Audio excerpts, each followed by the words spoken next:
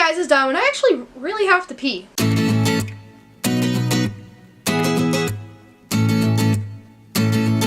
Alright, what's up guys? I am here with my top 7 favorite books of 2017, and I chose 7 because 17? Can't even see my hand as I try to do those jokes. Anyway, so I want to do my top 17 of 2017, but I don't read that many books. Because like you'll probably be getting a lot of like 3-star books in there, and I don't want to do that. So these books, I think the lowest rating is only 4.75 to be honest. So I have my 7 next to me. I'll move over to make room for them, and I'm going to just get started now.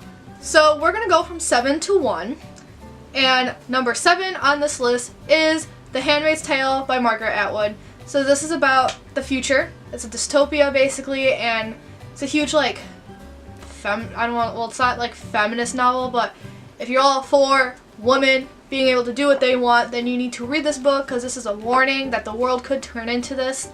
So it's about this woman, the handmaid, and literally what they're there for, they do the shopping, but then they're also there to carry babies. That's it. They're just baby makers. Our main character, of Fred, which means that her commander's name is Fred, and she's of Commander Fred. So that's where the names come from. Fred remembers the time of the past. She remembers her own daughter, but now like once a month she has to lie on her back and just hope she gets pregnant. When she goes out, she needs like buddy almost, because women can't be trusted alone. They can no longer read. So it's basically how women cannot be human, and it's a huge warning to us all. And I just love this book. I have no words. I was pretty shook when I read this book. I was like, what the fuck, Margaret Atwood? What, like, this is horrifying. So that's why it's number 7. It really opened my eyes, to be honest. I mean, I know a lot of the shit was happening anyway, but it's just weird to see it in book form, and then seeing how the way what today's politics is talking. I mean, we're obviously nowhere near where this book is, but it's kind of freaky that this could eventually happen. Number 6 on this list is Angels and Demons by Dan Brown. So what happens is, it's about this dude named Robert Langdon, and he's a symbologist at Harvard, so he studies like religious symbols and just symbols in general. And in one morning he gets something from the tax machine, and it's the Illuminati. So what I mean by that is, a priest is killed, and he has this on his chest. It says Illuminati that way, but you turn it around and it says Illuminati that way as well. And that freaks him out, so he needs to go to Rome, where this priest was murdered. But first he goes to like Switzerland, and then he finds out more. There's like a whole bunch of physics involved, obviously religion's involved in this too.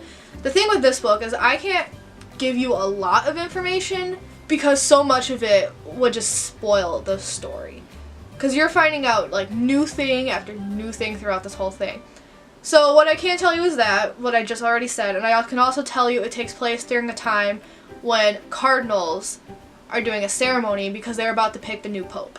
And that is very important. This guy is also on a loose because the Illuminati talk to him. They're like, hey, if you do this, like, you can join the Illuminati.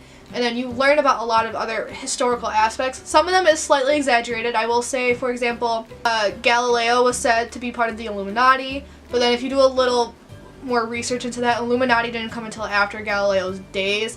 So he does reach a little bit, but again, this is a work of fiction. And he just takes multiple like real things and puts them into one story. My favorite character is Victoria. She's just so sassy, and I love her. Robert Langdon's a little... He's a man. No offense, guys. But it's fun. I will say, if you're looking for, like, spot-on writing, like, that wins prizes, and, like, you just love it, and you want to make metaphors through his writing, like, you're looking for lines that you wish you wrote, this is not the book for you. His writing is extremely, extremely mediocre, but it keeps you on your toes the entire time. Number 5 on this list is just going to be an entire series as like one, and that series is A Series of Unfortunate Events by Lemony Snicket. And these books, there's 13 books in this series, and it's about this 3 siblings are hanging out on the beach. This dude comes over to them. They're like, hey, so your parents died in a fire that destroyed your entire house. And then throughout the series, so in this book particular, this is the first book of the series, A Bad Beginning, they go to Count Olaf, and Count Olaf is out to get their fortune, and they, defeat him by the end. But again, there's 13 books, so I don't think that's a major spoiler. There's 13 books, and throughout this whole series, Count Olaf is chasing them because he warns them, like, I'll never let go, basically. And he's chasing them for this fortune, and then bad thing after bad thing just happens throughout the whole series. What I liked about the series is, even though it's for middle school, I thought it was just very clever. It's not, when I describe it, you think it's just going to be one giant pity party, but in my opinion, these books are actually hilarious.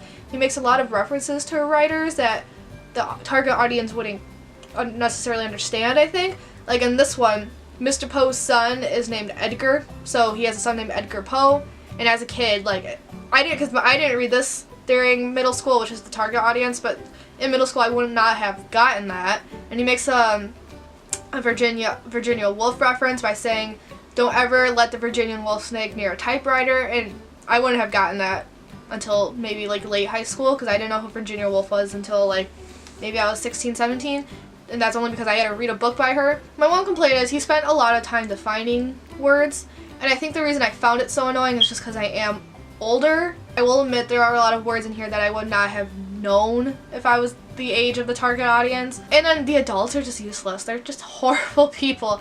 Mr. Poe was so annoying, and I wanted him to just go away, which he eventually did, but oh my god. Like, how are adults in this book real? Like, and it sucks because there are adults like this. They're just useless human beings. Number 4 is The Kite Runner by Khaled Hosseini. This book is about two boys. It's mostly in one's point of view, and it's in the rich boy's point of view. It takes place from 1975 Afghanistan until around like early 2000s when he's an adult, and then it just tells a story of a rich boy and then a poor boy, and essentially what a kite runner is, because they show that in this book. So they have these kite competitions, and then you have to try to cut another person's string with your kite, and then when that kite is cut down, people go running after it, and that is the kite runner. And the poor boy does that a lot for the rich boy, and then eventually something happens, and I'm not going to say what, but something happens that turns their lives around, and then the poor boy and rich boy eventually don't talk. And then part 2 is the rich boy as an adult trying to make up for that. So the reason I love this book so much is because it explores topics nobody wants to talk about.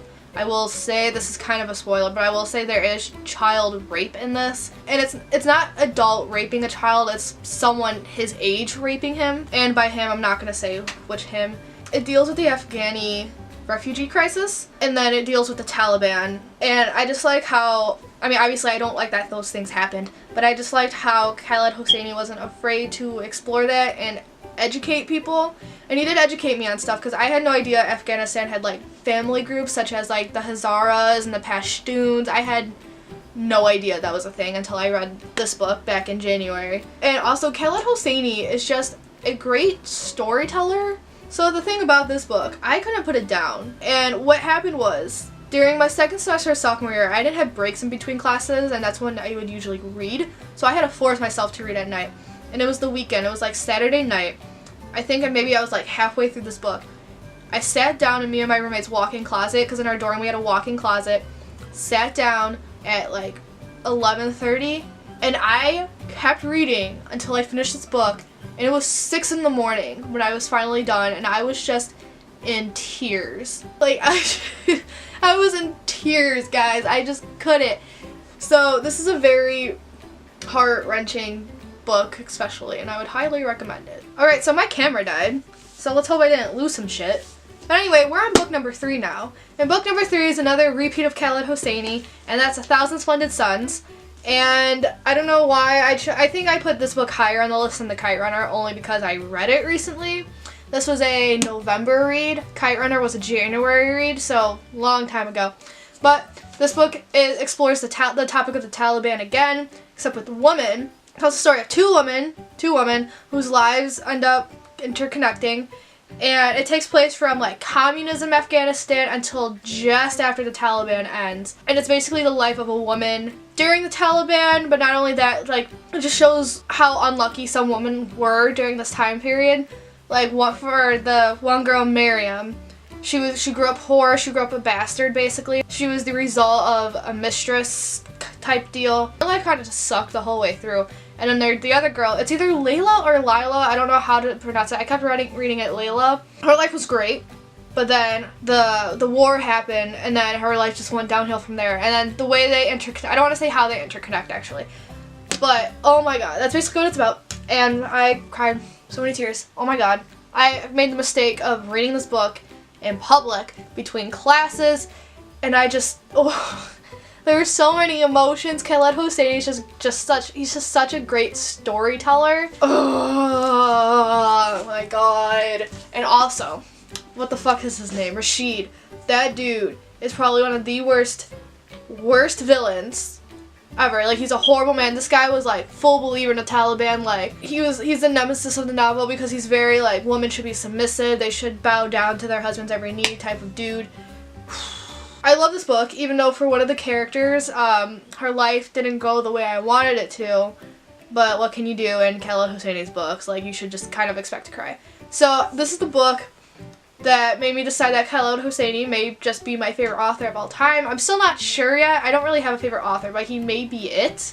I still want to read And the Mountains Echoed. I have not read that yet. That's his third book out. He only has those three out, so we'll see. Number 2 on my list is A Monster Calls by Patrick Ness. This book, man. This book is about a little boy whose mom is going through cancer, and then at 12:07 every night, the monster comes. And that's basically it. And then the monster tells him 3 stories. And then the 4th story, the boy has to tell him a story. This fucking book. I don't even know how to describe my feelings. It's one of those books where you know the ending's gonna happen. It's just you just don't want it to happen anyway. So when it does, you cry. Only 3 books have ever made tears just stream down my face. Like, I know for a lot of these books I was like, oh, tears. Well, usually when I say I cried during a book, that just means like, oh, I teared up a little. 1000 Splendid Suns and the Kite Runner made me like tear up. I had tears in my eyes. But only 3 books have actually made tears just stream down my face. This is one of them. This is the 3rd book to ever do that for me. I love this book because this is kind of a spoiler. You never find out whether or not the monster is real, just a figment of the boy's imagination. And the funny thing is, I read the monster's voice in like this deep like growl, like a Liam Neeson type voice, and then Liam Neeson is the monster in the movie that I haven't seen yet, but I want to. Oh my god, like, I have no words for how good this book was. It is middle grade. I wish I had the other volume, like the other copy, because this one has no pictures, and I know for the other one the pictures are just amazing. Like, I saw the front cover and I want it. It's like almost scary. But alas, this is my version because as you can see I got it used for $6. So that's pretty great. Number 1 is Les Miserables by Victor Hugo. If you've been following me, this shouldn't be a shock to you. I did not give this 5 out of 5. I gave this 4.75 out of 5 stars because some parts were incredibly boring. But I think the reason this is number 1 is just because I'm so proud of myself to actually have read this book. This is usually 1,400 pages, but my copy is 900 and something, but also it's tall, and look how tiny that font is. Like, no, it was ridiculous. This took me 5 weeks to read. It is literally just Victor Hugo's social commentary on the French poor, like the poverty of France versus the bourgeoisie at the time. Like, that's it. It's just commentary. And there's a lot of differences and similarities to the musical. I finally saw the musical in October, and it's my favorite musical of all time. And it was just interesting because there's some things in the movie that people don't like because it's different than the musical. But like, I know one thing that people don't like is, so in the musical, Marius tells Eponine, hey, take this letter I wrote to Cosette and take it to her house. So she does. She is a messenger. She does what he asks. But in the movie, a lot of people didn't like the fact that he sticks the letter in the gate and then Eponine takes it and doesn't return it until she's dying. And then once she's dead, he gives it to Gavroche and then he's the messenger. That's straight from the book though. Like, that's what happens in here. And there's a lot of other stuff I've noticed. Like, first 100 pages is actually all about the bishop. So like, the starting point of the musical is not the starting point of the story. That doesn't happen for a long time actually. And then Fantine, I know in I Dreamed a Dream scenes about this guy who you do actually get to meet. You get to meet that whole story. You get to see her go to Madame Thénardier giving Cosette away. And Madame Thénardier dies in this book.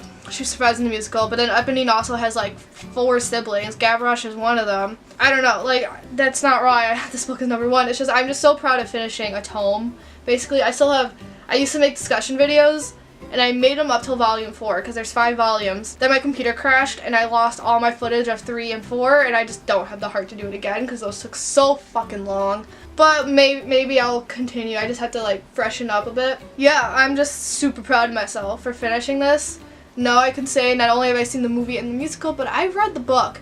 Because if you hear me talk about Matilda, I've seen the movie countless of times, I've read the book twice, and I saw the musical. And that's always how I brag about my love for Matilda, and now I could do that for my favorite musical of all time. Yes! Also, I do want to warn you guys, if you ever choose to read this, he goes on about the fucking French Revolution and Napoleon for like 40 pages. And that's in this version, where the pages are tall and the font is small.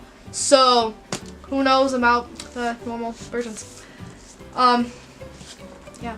And that's all I have for you guys today. Those were my top 7 books of the year of 2017. Look out for my worst 7 books of the year. That should be coming whenever I decide to film and make it. I'll probably film it tonight.